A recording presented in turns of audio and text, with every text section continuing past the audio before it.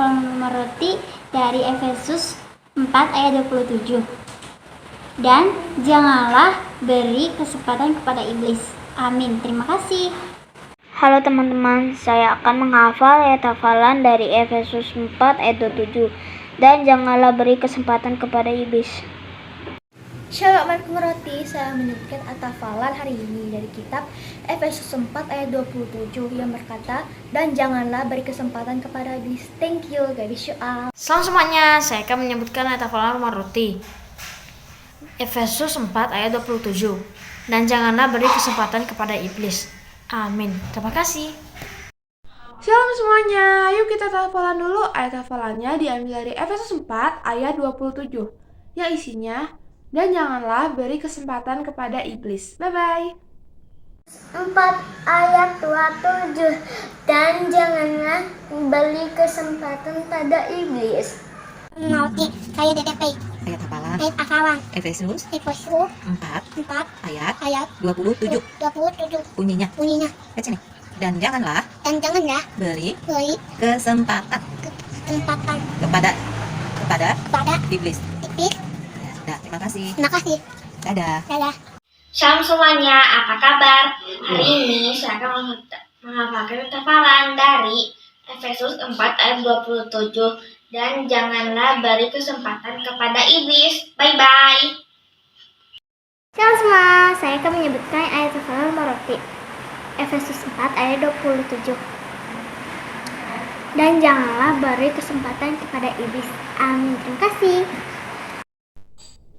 Shalom semuanya, hari ini Alvina akan ayat hafalan. Ayat hafalannya adalah Efesus 4 ayat 27. Dan janganlah beri kesempatan kepada iblis. Terima kasih. Bye. Efesus 4 ayat 27. Dan janganlah memberi kesempatan kepada iblis. Kan hafalan dari rumah roti dari Efesus 4 ayat 27. Janganlah beri kesempatan kepada iblis. Halo Miss dan teman-teman, hari ini Miss akan mengucapkan ayat hafalan yang diambil dari Efesus 4 ayat 27. Selamat mendengarkan.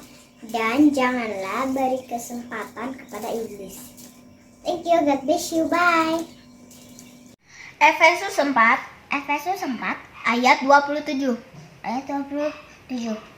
Dan janganlah beri kesempatan kepada iblis.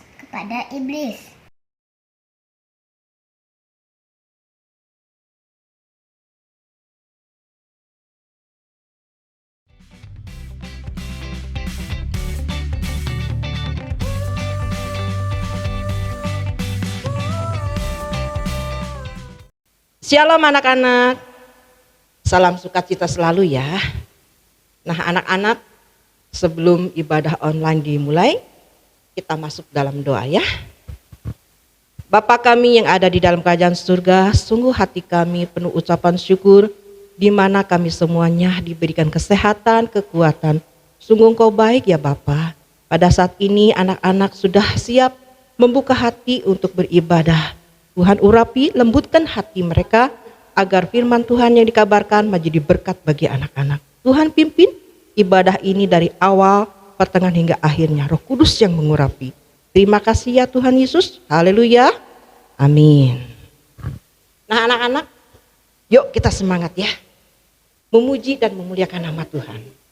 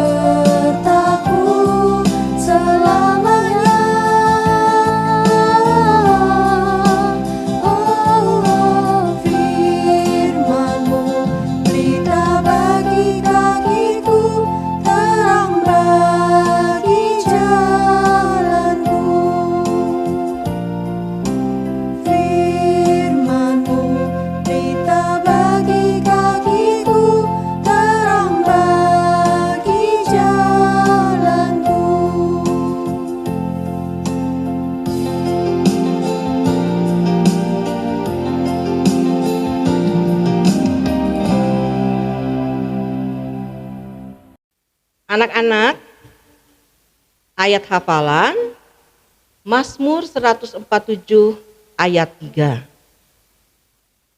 Ia menyembuhkan orang-orang yang patah hati dan membalut luka-luka mereka. Ulangi ya, Mazmur 147 ayat 3. Ia menyembuhkan orang-orang yang patah hati dan membalut luka-luka mereka.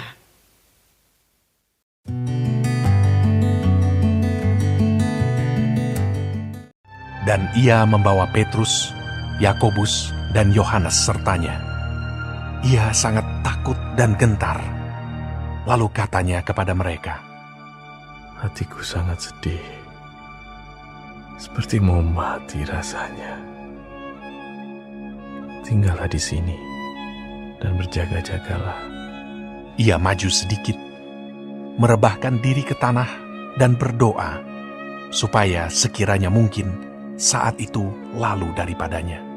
Katanya, Ya Aba, ya Bapa, tidak ada yang mustahil bagimu. Ambillah cawan ini daripadaku. Tetapi janganlah apa yang aku kehendaki, melainkan apa yang Engkau kehendaki. Anak-anak, firman Tuhan berjudul Yesus di Taman Getsemani. Anak-anak, Taman Getsemani itu sangat sunyi, sangat sepi.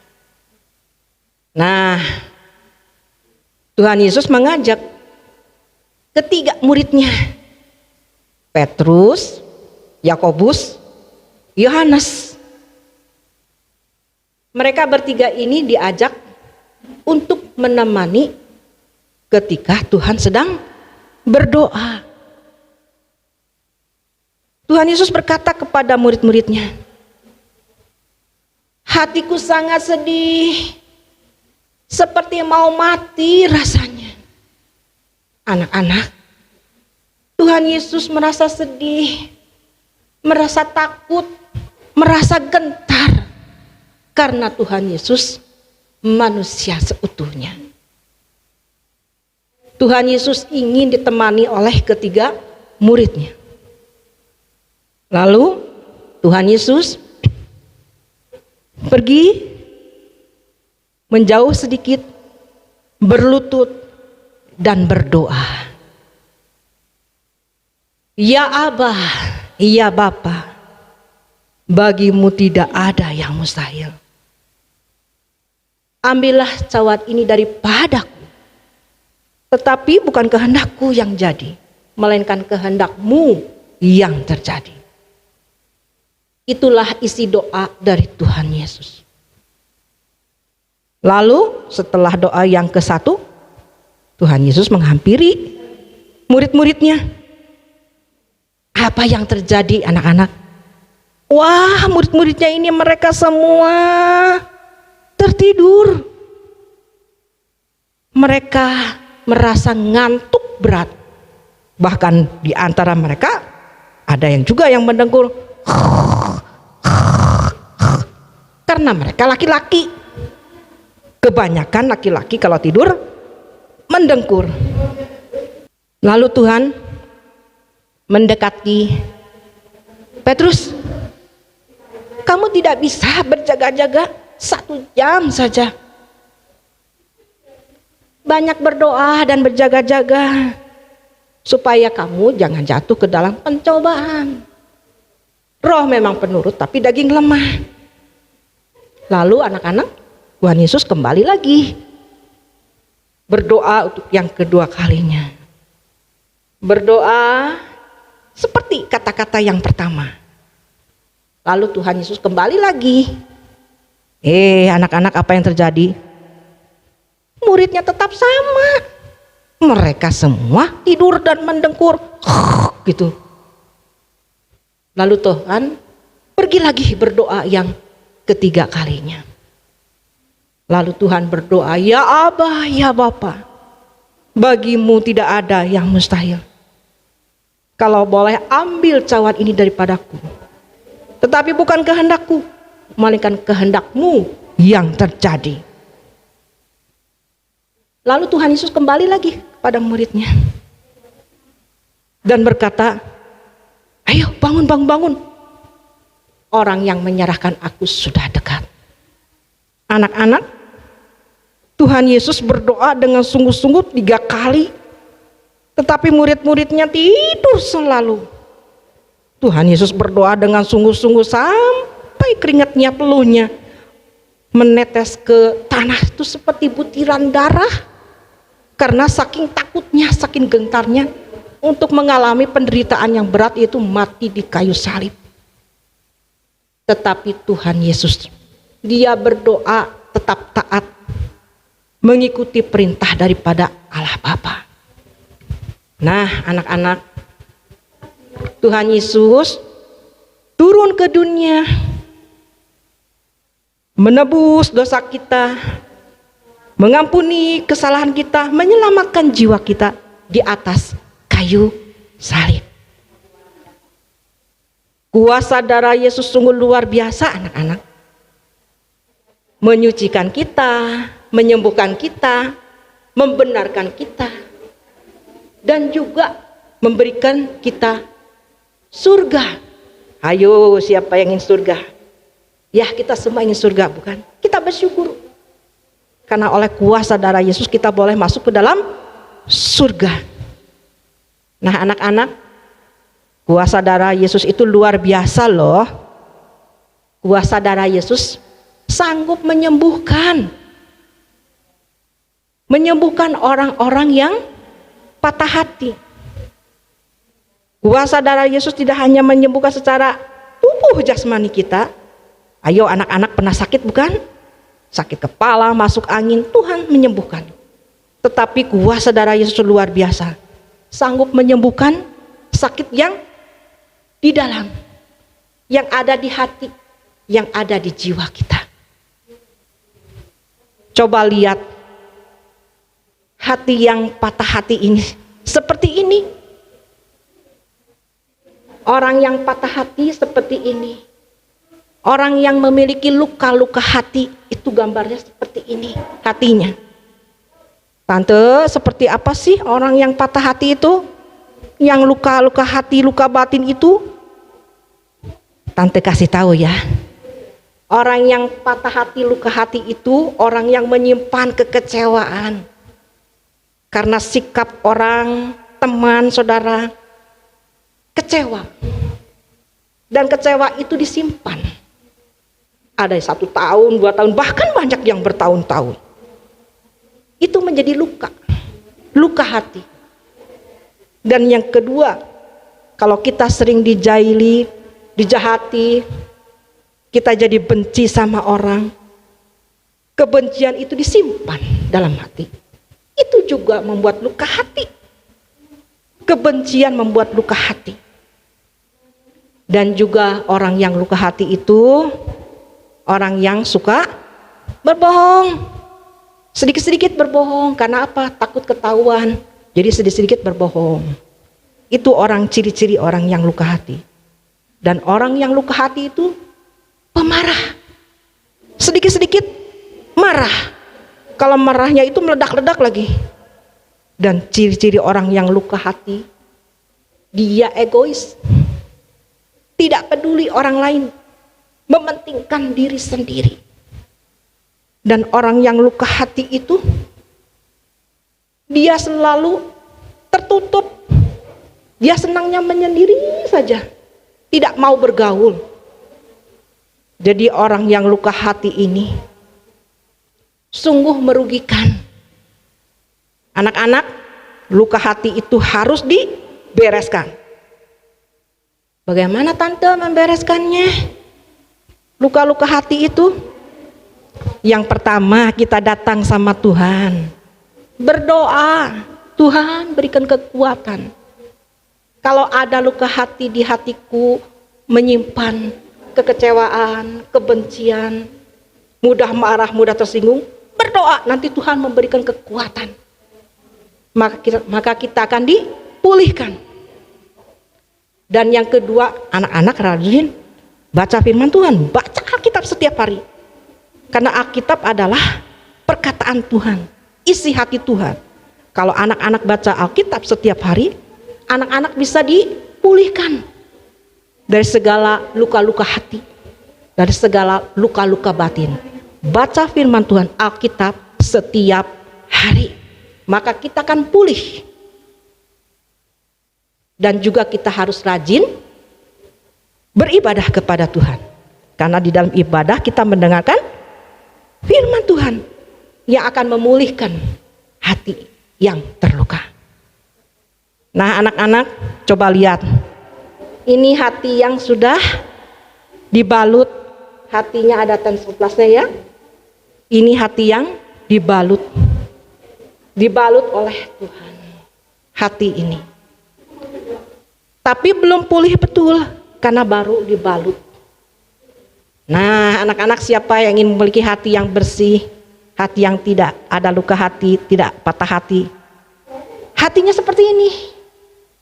Hatinya bersih, mulus. Hatinya benar-benar murni, tidak menyimpan kesalahan, mau mengampuni, mau mengasihi. Itulah hati yang sudah dipulihkan oleh Tuhan. Hanya Tuhan yang sanggup memulihkan hati yang terluka. Hanya Tuhan yang sanggup menyembuhkan luka-luka hati batin. Nah, anak-anak, kita akan sama-sama mendengar dan melihat videonya ya.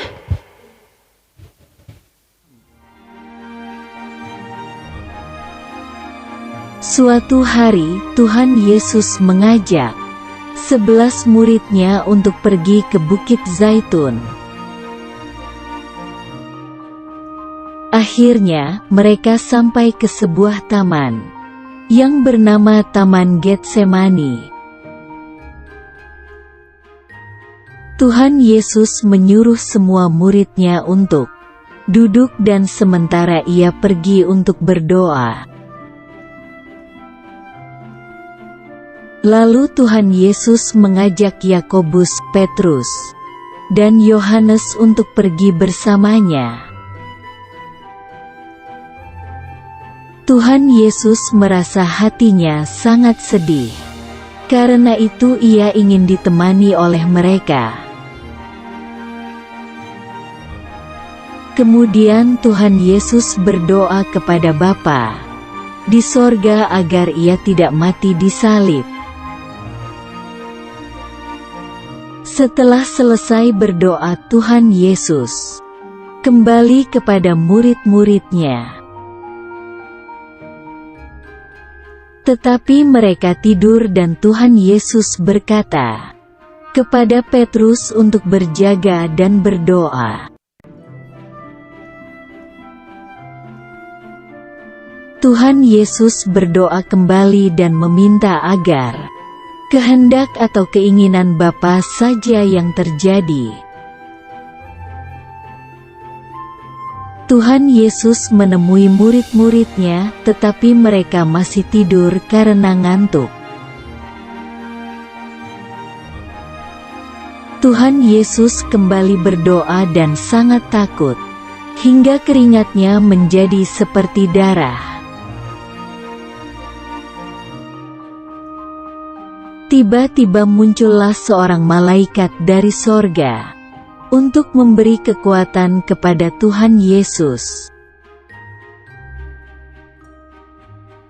Tuhan Yesus berkata kepada murid-muridnya bahwa sebentar lagi ia akan ditangkap. Tiba-tiba datanglah Yudas bersama gerombolan orang yang membawa pedang dan pentung. Ayat. Anak-anak, karena ibadah sudah selesai, kita akan tutup dalam doa ya. Bapa kami yang ada di dalam kerajaan surga, sungguh hati kami penuh ucapan syukur Tuhan Yesus sangat baik, sudah memimpin ibadah ini dari awal, pertengahan hingga akhirnya. Tuhan Yesus berkati anak-anak, supaya anak-anak ini mengikuti teladan-Mu, berdoa dengan sungguh-sungguh, berdoa dengan taat, melakukan kehendak Bapa. Maka doa-doa anak-anak akan didengar oleh Tuhan. Dan kami juga berdoa supaya anak-anak mengerti bahwa kuasa darah Yesus itu luar biasa, sanggup menyembuhkan sakit jasmani, terlebih sakit rohani, sakit yang di dalam, supaya anak-anak dijauhkan dari segala luka-luka hati, luka-luka batin, supaya mereka berdoa supaya dilepaskan dari segala luka hati, luka batin, supaya hidup anak-anak diberkati Tuhan, supaya hidup anak-anak hidup bahagia. Biarkanlah anak-anak melakukan firman Tuhan. Dan pada saat ini kami juga berdoa semua tim Rumah Roti diberkati Tuhan. Berkati juga bagi bangsa Indonesia. Tuhan berkati, ada pemulihan, ada lawatan, ada shalom bagi bangsa kami Indonesia. Berkati Presiden kami Jokowi. Berkati juga para menterinya. Terima kasih Tuhan, kami sudah berdoa dan bersyukur. Haleluya. Amin. Tuhan Yesus memberkati.